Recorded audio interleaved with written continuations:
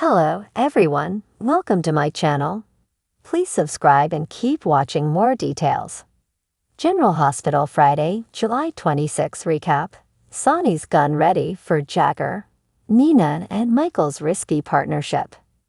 General Hospital, spoilers recap for Friday, July 26 reveals that Michael Corinthos, Shad Duel, surprised Nina Reeves, Cynthia Watros, with a meeting in her office and admitted he needed her help now that Carly Spencer, Laura Wright, had been arrested. Michael knew Nina had a personal connection to Congressman Larry McConkey, Sam McMurray, who was on the House Oversight Committee and could influence an investigation into rogue agent John Cates, Adam J. Harrington. Nina questioned if Michael was ready to be labeled as her co-conspirator and worried this could look bad for Drew Quartermain's, Cameron Matheson, campaign if it got out. Michael downplayed the risks and sweetened the deal by suggesting he play up Nina's Carly rescued to Willow Corinthos, Caitlin McMullen. Nina wanted a real truce with Michael too if she was going to do this, so he said helping with McConkey would be a good first step. In the end, Nina got McConkey on the phone and arranged to have a meal together. Nina also mentioned that she'd be bringing along someone interesting that McConkey would love, so Michael was pleased. At Christina Corinthos Davis, Kate Mancy place, she was surprised when Molly Lansing Davis, Kristen Vaganos, showed up to complain about the Perez Hilton interview and how Christina basically acted like it was her baby. Molly mentioned T.J. Ashford's, Taj Bello, concerns as well and wanted Molly to sign some papers to terminate her parental rights. Christina balked, but Molly pointed out they were always going to have to take this step anyway if she was going to adopt this child. Krista hinted that things had changed since she now had questions about whether Molly and TJ would stay together. Molly said fighting and making up was just part of having a normal relationship, which Christina had never had according to her sister. After Molly trashed all Christina's romances, including her current infatuation with Blaze Aka Allison, Ali Rogers, Jacqueline Grace Lopez, she warned that Christina wasn't prepared to be a mother. When Christina stood her ground on not signing the papers, Molly accused her of wanting this baby for herself. Christina acted like maybe she could provide a more stable home for this child right now, along with Blaze. Once Natalia Ramirez, Eva Leroux, showed up, Molly took off. That gave Natalia a chance to thank Christina for the kindness she showed during the interview, which Natalia knew she didn't deserve. Christina acknowledged that Natalia was entitled to her opinions even if she didn't like them, and Natalia respected Christina's principles along with her live and let live attitude. In Anna Devine's, Finola Hughes' office, she gave Dante Falconeri, Dominic Zamprogna, updates on Jack Brennan, Charles Mashore, vanishing from Pentonville without a trace. Anna suspected that the WSB made the prison paper trail disappear, but she wanted Dante to look into Brennan's records from his stint at Keygate. Since John implied that Brennan might have leverage, Anna wanted to get to the bottom of what Brennan meant to the FBI. In the PCD interrogation room, Sonny Corinthos, Maurice Bennard, quizzed Carly about the reason for her arrest.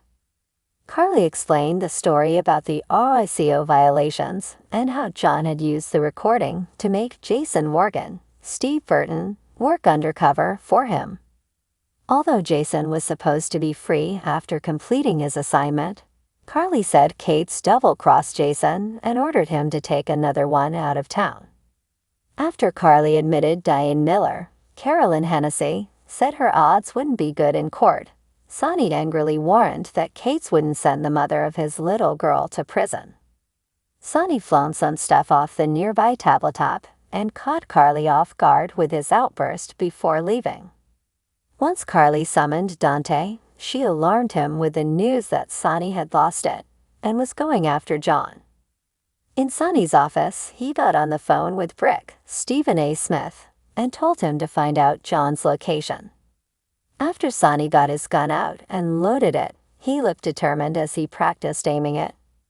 Meanwhile, Jason wanted to claim Carly was just a figurehead and that he was actually running the mob show back when the recording was made. Diane insisted that strategy wouldn't work, so she just needed a supportive Jason to show up in court and keep Carly calm.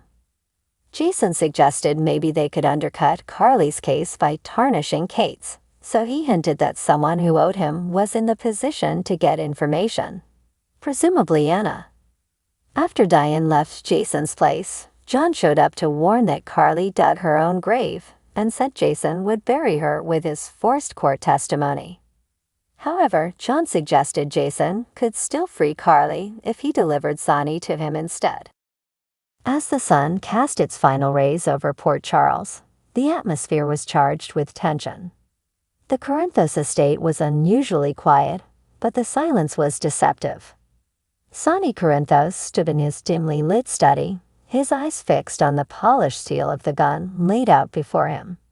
Tonight, the stakes were high, and he knew better than anyone that in their world, hesitation could be fatal. Sonny's thoughts were interrupted by the faint creak of the door. He didn't need to turn around to know who it was. Jason, he acknowledged, his voice steady but carrying the weight of the decision he was about to make. Jason Morgan stepped into the room, his expression as stoic as ever. "Sonny, are you sure about this? Jagger's not someone to be underestimated." Sonny's grip tightened on the edge of the desk. "I know, Jason. But Jagger's made it personal this time. He went after my family. If we don't stop him now, it'll never end." The two men shared a moment of understanding. Jason knew Sonny was right, but he also knew the cost of the path they were about to take. "What's the plan?" "Simple," Sonny replied, finally lifting the gun and checking the chamber. "We take the fight to him, tonight." Meanwhile, across town at the Metro Court, Nina Reeves was in the middle of a different kind of high-stakes game. She sat in her office, her fingers drumming anxiously on her desk. The door opened, and Michael Corinthos walked in, his face a mask of determination. "Nina," Michael greeted, his tone businesslike, but with an undercurrent of urgency. "Michael," Nina responded, standing up to face him. "Do you really think this partnership is the right move? We're taking a huge risk." Michael nodded, stepping closer. "We don't have a choice. EOQ is vulnerable, and if we don't act now, Valentin will take over. We need to pool our resources and fight back together." Nina sighed, crossing her arms. "I know you're right, but working with you, it's complicated." Michael's expression softened for a moment. "I get it, Nina. But right now this isn't about us. It's about protecting our families and our companies." Nina nodded, her resolve hardening. "All right. Let's do this. But we need to be careful. One wrong move and everything could fall apart." Back at the Corinthos estate, Sonny and Jason were making final preparations.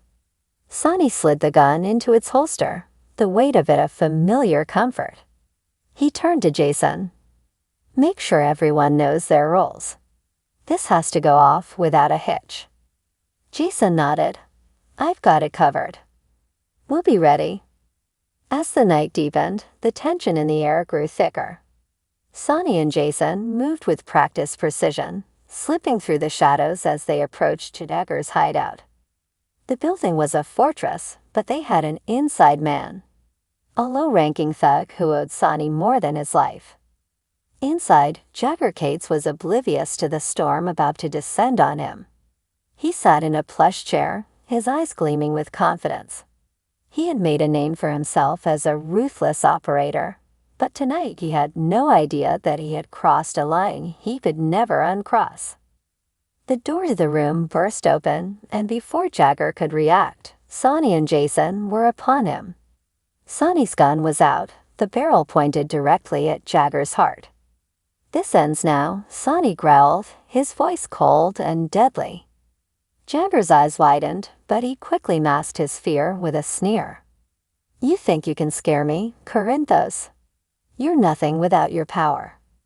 Sonny's finger tightened on the trigger, but he didn't pull it. Not yet. You made a mistake, Jagger. You went after my family. That's a line you don't cross. Jagger laughed, a harsh, grating sound. Your family? They're just as weak as you are. In a flash, Jason moved, disarming Jagger's men and neutralizing them with ruthless efficiency. Sonny's eyes never left Jagger's. You're done, he said, his voice a deadly whisper. Across town, Nina and Michael were sealing their partnership with a handshake. It was